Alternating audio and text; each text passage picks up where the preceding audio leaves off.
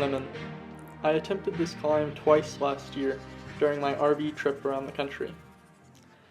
I was disappointed when I only barely managed to get into the top 10 on the leaderboard, but I'd had enough of Tucson and left for California. I'm sure some of you have already seen Phil Guyman's Worst Retirement Ever video on Mount Lemmon. He has a lot more experience than I do with the climb, so I asked him for some tips before I left LA for Tucson. Mount Lemmon is a climb that it's super long, and all climbs, like, conditions matter, air pressure, temperature, wind, that kind of thing. Mount Lemmon more so, there's a lot more going on, and it's not as steep. The steeper the climb, the more it's just power to weight. But it gets gradual. There's downhills on Lemmon, pacing is critical, it's hot at the bottom, cold at the top, but the wrong wind in the wrong place can cost you a lot of time.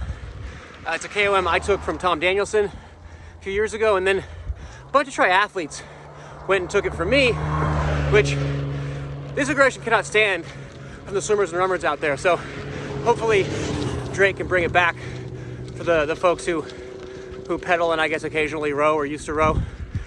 Fingers crossed. Phil's not the only one to have made a YouTube video about Mount Lemmon. I'm sure many of you will have also seen Lionel Sanders' videos on the topic. He made 3 videos last year where he slowly went faster and faster on a few different segments up Mount Lemmon. The level of this climb is so high that if I wanted any chance of taking his record, the conditions were going to have to be perfect and my legs were going to have to be on fire. I drove the 8 hours from LA to Tucson and met up with my parents here.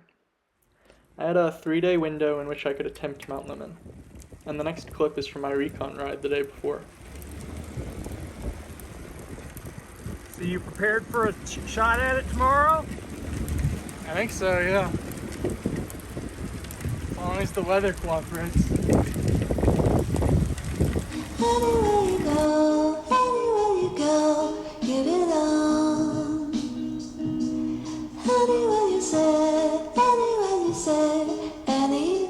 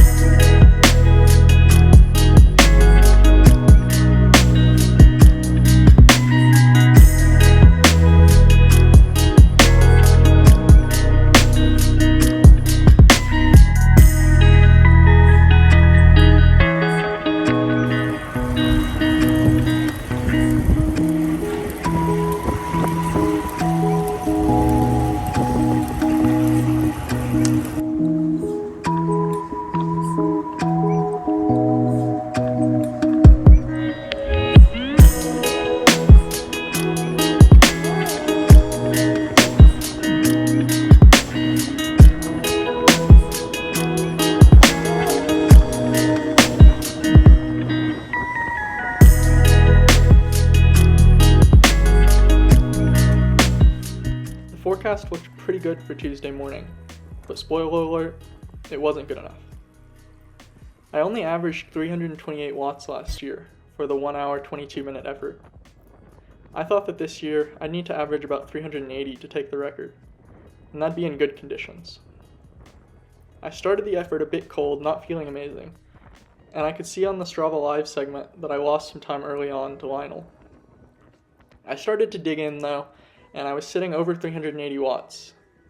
I was clawing back a little bit of time, but I knew at this point that I need to get well outside my comfort zone if I had any shot at getting on the top spot. Even as I was doing some good power, I could see that I was losing time to Lionel still. The wind was hitting my face, my nose was bleeding from the dry air, and despite my geeky TT helmet and skin suit, it just didn't seem to be enough.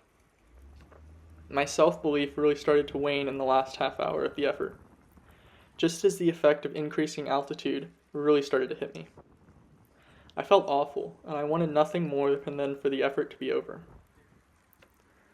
In the end, I'm satisfied with my effort on the day. I finished in 1 hour, 16 minutes, and 52 seconds. That's 2 minutes off of Lionel's time.